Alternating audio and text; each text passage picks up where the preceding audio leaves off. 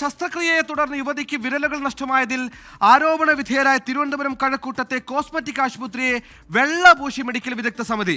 യുവതി ഗുരുതരാവസ്ഥയിലായത് ശസ്ത്രക്രിയാ പിഴവിനെ തുടർന്നെന്ന് പറയാനാകില്ല എന്നാണ് വിദഗ്ധ സമിതിയുടെ അന്വേഷണ റിപ്പോർട്ട്. റിപ്പോർട്ടിന്റെ പകർപ്പ് 24 ലഭിച്ചു. ഇപ്പോൾ MG പ്രതീഷ് തിരുവനന്തപുരത്ത് നിന്ന് വിശദാംശങ്ങളുമായി ചേർന്നു. MG പ്രതീഷ്, ഈ സംഭവം ഉണ്ടായത് മുതൽ ആശുപത്രിക്ക് കരുതൽ നൽകാൻ ഒരുപാട് പേർ രംഗത്തുണ്ടായിരുന്നു. ഇപ്പോൾ വിദഗ്ധ സമിതിയുടെ റിപ്പോർട്ടും സ്വാഭാവികമായും സമാനമായ രീതിയിൽ അനുകൂലമായി വരുന്നു. ആർക്കാണ് പിഴവ്, എവിടെയാണ് പിഴച്ചതെന്ന് പറയാൻ എന്തിനാണ് വിദഗ്ധ സമിതിക്ക് ഇത്രയും പേടിയും മടിയും?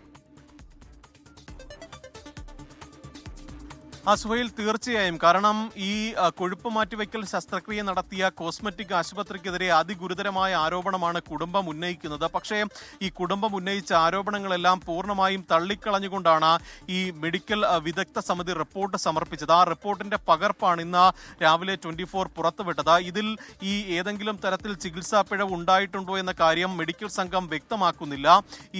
ഇത്തരത്തിലൊരു ഈ യുവതി ഗുരുതരാവസ്ഥയിലേക്ക് പോയതിന്റെ കാരണം എന്തെന്ന് കൂടി ഈ റിപ്പോർട്ടിൽ പറയുന്നില്ല. മാത്രമല്ല, ഇതിൽ പ്രധാനമായും പറയുന്ന അല്ലെങ്കിൽ ഒരു നിഗമനമായി പറയുന്ന കാര്യം ഈ രക്തസമ്മർദ്ദം കൂട്ടുന്നതിന് വേണ്ടിയുള്ള മരുന്നുകൾ ഈ യുവതിക്ക് നൽകിയിരുന്നു. അത് ആ ഘട്ടത്തിൽ ഈ രോഗി ഗുരുതരാവസ്ഥയിലായപ്പോൾ ജീവൻ നിലനിർത്തുന്നതിന് വേണ്ടിയാണ് അത്തരത്തിൽ രക്തസമ്മർദ്ദം കൂട്ടാൻ മരുന്നുകൾ നൽകിയത്. ഈ മരുന്നുകൾ നൽകിയതിന്റെ ഒരു പ്രതിഫലനമാകാം ഇത്തരത്തിലൊരു അവസ്ഥ ഈ യുവതിക്ക് ഉണ്ടായത് എന്നുള്ളൊരു നിഗമനം മാത്രമാണ് നിലവിൽ മെഡിക്കൽ സംഘം പറയുന്നത്. പക്ഷേ ഏതെങ്കിലും തരത്തിൽ വീഴ്ചയുണ്ടായോ എന്ന കാര്യത്തിൽ യാതൊരു വ്യക്തതയും ഈ മെഡിക്കൽ സംഘം ഇതുവരെയും വ്യക്തമാക്കിയിട്ടില്ല.